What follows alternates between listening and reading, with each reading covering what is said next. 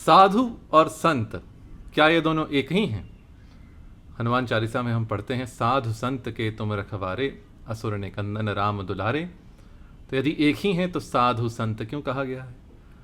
एक ही हैं तो बार बार हमें साधु संत इस युग्म का प्रयोग क्यों दिखता है? आज के इस सत्र में हम जानेंगे साधु शब्द का क्या अर्थ है और संत शब्द का क्या अर्थ है, इन दोनों की क्या विशेषता है और कहाँ कहाँ इनका प्रयोग हुआ है, इनके क्या लक्षण हैं, यह सब आज के इस चलचित्र में। नमोवाह मित्रों, मेरा नाम है नित्यानंद मिश्र और आप देख रहे हैं मेरी सरणी पर आज कार्तिक शुक्ला दशमी संवत 2080 तदनुसार 22 नवंबर 2023 ईस्वी का यह सत्र। तो यह यात्रा हमने कल प्रारंभ की थी। प्रश्न, जैसा मैंने कहा था कुछ दिनों पहले, मेरे एक चलचित्र पर आया था जिसमें पूछा गया था, साधु श्री युता स्नेहा भारती का प्रश्न था, साधु संत ऋषि मुनि योगी तपस्वी वैरागी ब्रह्मचारी सन्यासी अघोरी का कृपया विस्तार से वर्णन करें। तो आज हम साधु और संत इन दोनों शब्दों को लेंगे, इनके अर्थों को जानेंगे, साधु और संत के लक्षणों को जानेंगे और इनके बारे में क्या क्या कहा गया है संक्षेप में मैं आपके सामने प्रस्तुत करने का प्रयास करूंगा। तो सबसे पहले हम लेते हैं साधु शब्द को। साधु शब्द आता है, एक धातु है संस्कृत में साध धातु, जिससे रूप बनता है साधनोति। साधनोति अर्थात साधता है। तो इस धातु से उणादि सूत्र, प्रथम उणादि सूत्र, यही हमारी पुस्तक उणादि कोश, और इसका उणादि सूत्र में प्रथम सूत्र जो है क्रिवापा जिमि स्वदि साध्य शुभ्य उण। क्रिवापा जिमि स्वदि साध्य शुभ्य उण, इस सूत्र से साधु शब्द मिलता है। साधु का अर्थ है जो कुछ साधता है। अब क्या साधता है? तो साधनोति धर्मम इति साधु, अथवा साधनोति मोक्षम इति साधु। जो धर्म को साधता है अथवा जो मोक्ष को साधता है उसे हम साधु कहते हैं। मित्रों, मेरी एक पुस्तक है कुंभ मेले पर, अंग्रेजी में भी है, हिंदी में भी है, और यह पुस्तक अमेजन पर उपलब्ध है, आप चाहें तो कीन सकते हैं। कुंभ पुरातन और नूतन का मेला, इसमें एक अध्याय ही साधुओं पर है, कुंभ के साधु, और उसकी प्रारंभिक कुछ पंक्तियां मैं आपके सामने इसी पुस्तक से पढ़ देता हूं। पृष्ठ संख्या है 55। संस्कृत में साधु शब्द साध धातु से उत्पन्न होता है, जिसका अर्थ है सम्यक रूप से सिद्ध करना। साध समसिद्धौ, सम्यक रूप से सिद्ध करना या साधना। जो धर्म अथवा मोक्ष को साधता है वह साधु है। साधनोति धर्मम मोक्षम वेति साधु। संस्कृत में साधु शब्द का प्रयोग सज्जन अथवा सत्पुरुष के लिए भी होता है और तपस्या अथवा साधना में निरत मुनि के लिए भी होता है। साधु शब्द का स्त्रीलिंग रूप साध्वी है। वस्तुतः साधु और साध्वी दोनों स्त्रीलिंग हैं, तो दोनों में से किसी का भी प्रयोग कर सकते हैं। भारतीय परंपरा में बहुत लंबे समय से साधुओं का बहुत सम्मान होता आया है। मनुस्मृति के अनुसार साधुओं का आचार अथवा व्यवहार उस धर्म के स्रोतों में से एक है जिसका मूल अखिल वेद है। गीता में श्री कृष्ण अर्जुन से कहते हैं, वे साधुओं के परित्राण के लिए अवतार लेते हैं। भागवत पुराण में श्री विष्णु दुर्वासा ऋषि से कहते हैं, साधुगण मेरा हृदय है और मैं साधुओं का हृदय हूं। संस्कृतेतर साहित्य में भी कबीर और तुलसीदास आदि संतों ने साधुओं और साधुओं की संगति की महिमा गाई है। तो यह आपने जान लिया, साधनोति धर्मम मोक्षम वेति साधु। जो धर्म को अथवा मोक्ष को साधता है उसे साधु कहते हैं। तो इस प्रकार एक अर्थ में हम कहें तो साधु का एक प्रकार से अर्थ है साधक। जो साधक है वह साधु है। जो धर्म अथवा मोक्ष की साधना कर रहा है, इनको साध रहा है, उसे हम साधु कहते हैं। जो साधु शब्द है उसके ऐसे अनेक अर्थ हैं, और यदि आप कोश देखें, जैसे हिंदी शब्द सागर देखें, तो उसमें कुलीन आर्य को भी साधु कहते हैं। धार्मिक परोपकारी अथवा सद्गुणी पुरुष को भी साधु कहते हैं। संत महात्मा को भी साधु कहते हैं। जो शांत हो, सदाचारी हो, उसे भी साधु कहते हैं। भला मानुष हो, उसे भी साधु कहते हैं। इस प्रकार साधु शब्द के अनेक अर्थ हिंदी में है, संस्कृत में भी हैं। साधुओं के विषय में यदि हम भर्तृहरि का शतक त्रय देखें तो उन्होंने साधुओं को कई बार संबोधित किया है।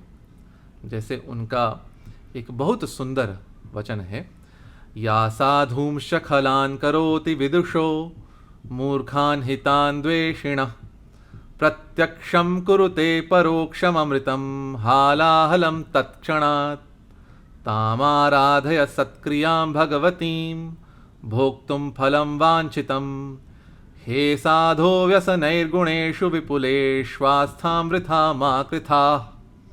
तो भर्तृहरि साधु को संबोधित करते हैं, हे साधो, आप सत्क्रिया रूपी भगवती का समाराधन करें। सत्क्रिया अर्थात अच्छे अच्छे कर्म, अच्छी क्रिया रूपी भगवती का आप समाराधन करें, उनका आराधन करें। कैसी सत्क्रिया रूपी भगवती, कैसा अच्छा कर्म जो खलों को साधु कर देता है, जो सत्क्रिया अच्छी क्रिया खलों को साधु बना देती है, जो मूर्खों को विद्वान बना देती है, जो शत्रुओं को मित्र बना देती है, जो परोक्ष को प्रत्यक्ष बना देती है और जो हालाहल विष को अमृत बना देती है। यदि तुम वांछित फल भोगना चाहते हो तो उस सत्क्रिया अर्थात अच्छी क्रिया अर्थात अच्छे कर्म का आराधन करो। और व्यसनों से जो विपुल गुण हैं अर्थात इंद्रियों के विषय हैं, उनमें आस्था व्यर्थ मत करो, अपनी व्यर्थ ही उनमें आस्था मत करो। तो यहां साधक के अर्थ में साधु, साधु को हे साधो ऐसा मत करो, ऐसा भर्तृहरि ने कहा है। यह है उनके नीति शतक में 18वां श्लोक। इसी प्रकार वैराग्य शतक में 40वां जो उनका पद्य है वह भी बड़ा सुंदर है, वह भी साधु को संबोधित है। ब्रह्मेन्द्रादि मरुद्गणां तृणकणान् यत्र स्थितो मन्यते यत्स्वादाद्विरसा भवन्ति विभवास्त्रैलोक्य राज्यादयः भोगः कोऽपि स एक एव परमो नित्योदितो जृम्भते भो साधो क्षण भंगुरे तदितरे भोगे रतिं मा कृथा। तो हे साधो, भोग में रति न करो। गरुड़ पुराण के आचार कांड के 113वें अध्याय में 42वें श्लोक में साधु का बहुत सुंदर लक्षण कहा गया है। न प्रहृष्यति सम्मानैर्नावमानैः प्रकुप्यति न क्रुद्धः परुषं ब्रूयादेतत् साधोस्तु लक्षणम। तो साधु का क्या लक्षण है?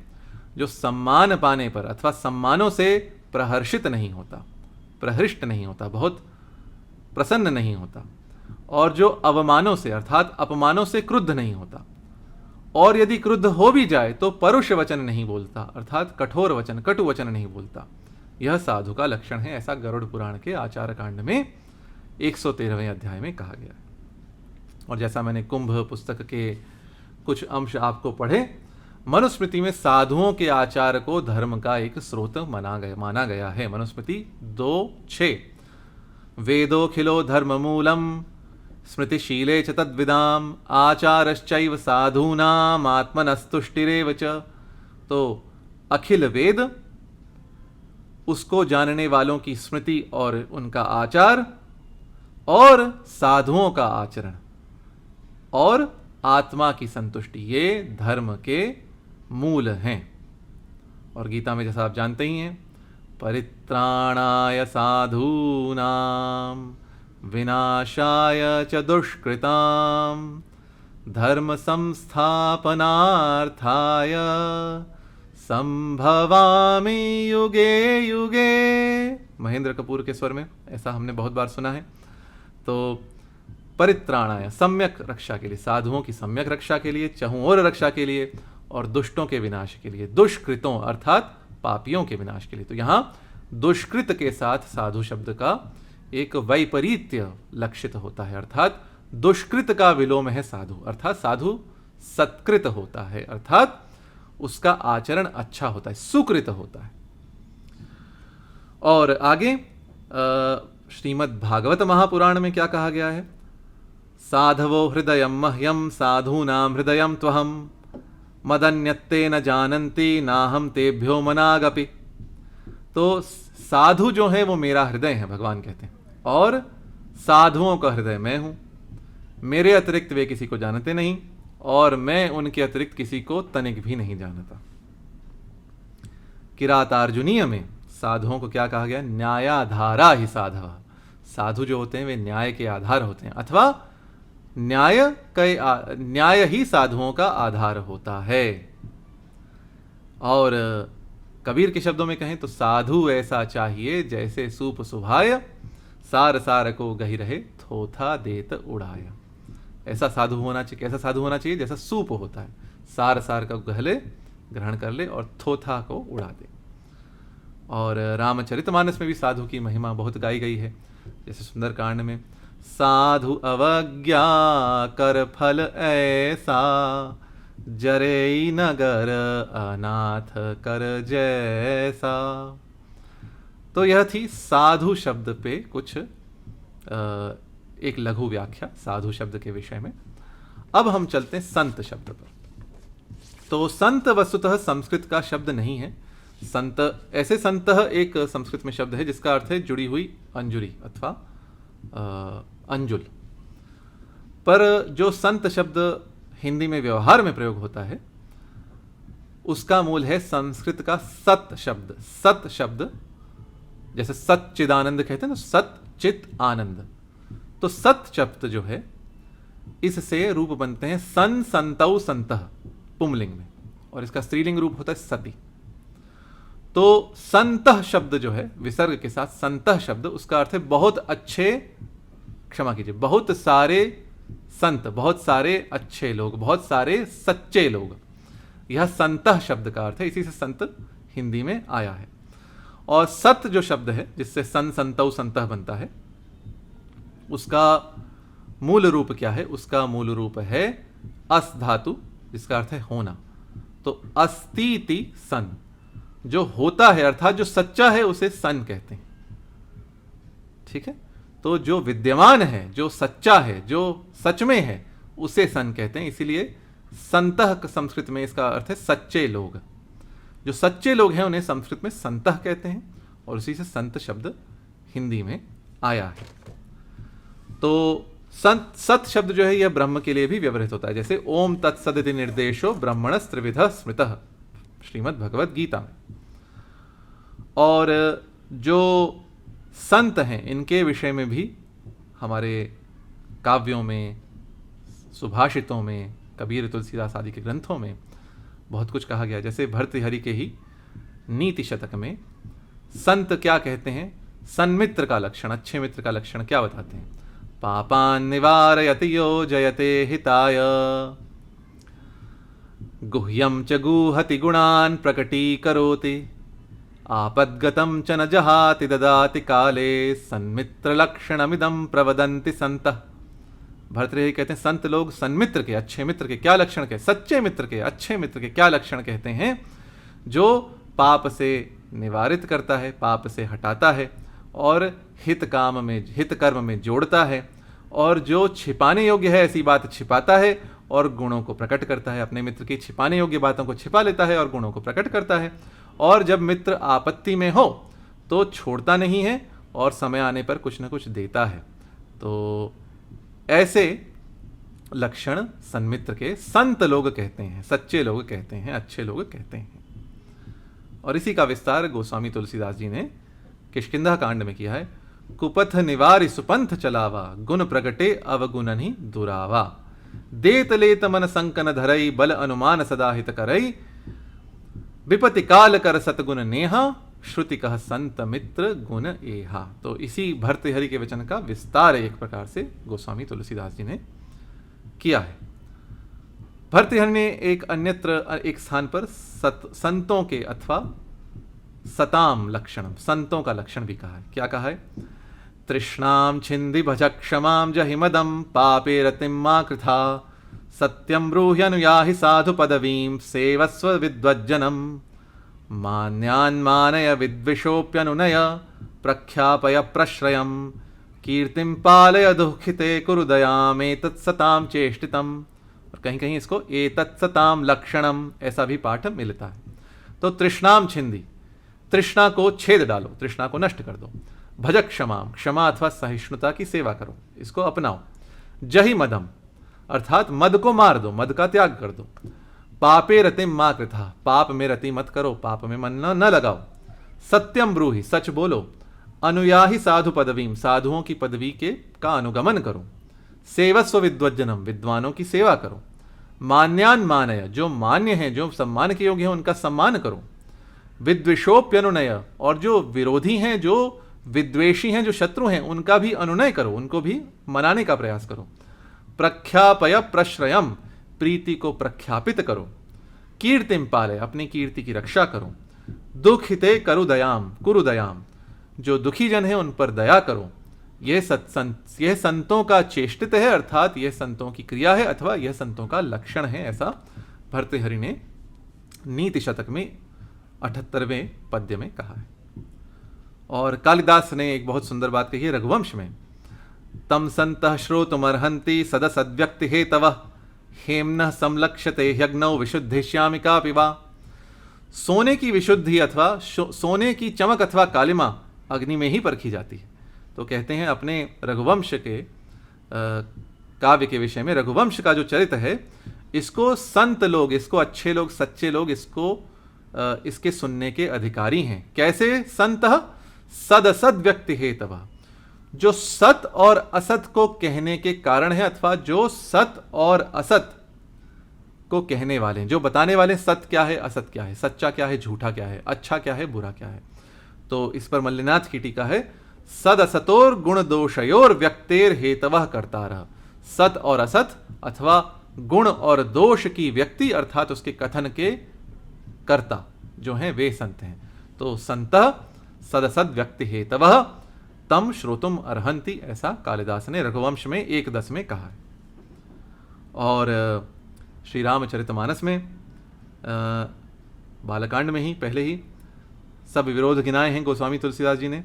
दुख सुख पाप पुण्य दिन राति, साधु असाधु सुजाति कुजाति, और आगे जड़ चेतन गुण दोषमय विश्व कीन्ह करतार, संत हंस गुण गहि पय परिहरि बारि विकार।